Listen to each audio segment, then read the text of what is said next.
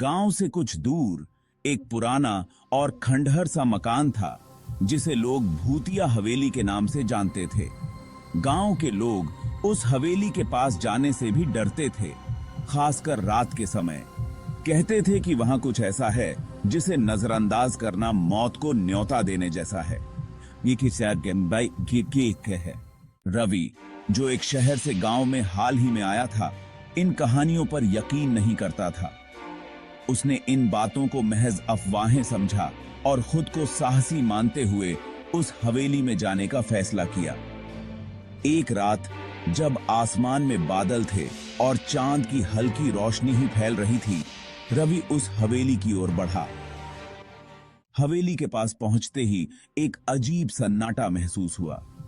हवेली के चारों ओर हवा जैसे ठहर गई हो और पेड़ों की शाखाएं भी उस खामोशी में डूबी हुई थीं।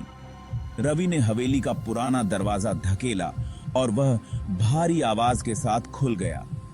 अंदर घुसते ही उसे एक अजीब सी ठंड महसूस हुई, जैसे किसी ने उसके शरीर को छू लिया हो।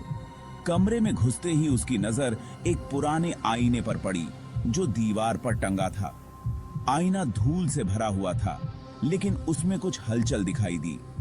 रवि ने अपनी उंगलियों से आईने की धूल साफ की और जैसे ही उसने उसमें देखा, उसका दिल दहल गया।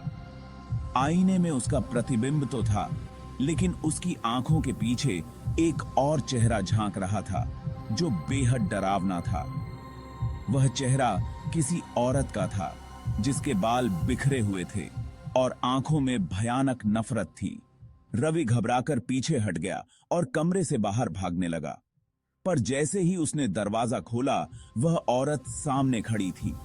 उसके चेहरे पर एक विकृत मुस्कान थी और आंखों में खून का लाल रंग। रवि ने चीखने की कोशिश की, लेकिन उसकी आवाज जैसे गले में फंस गई।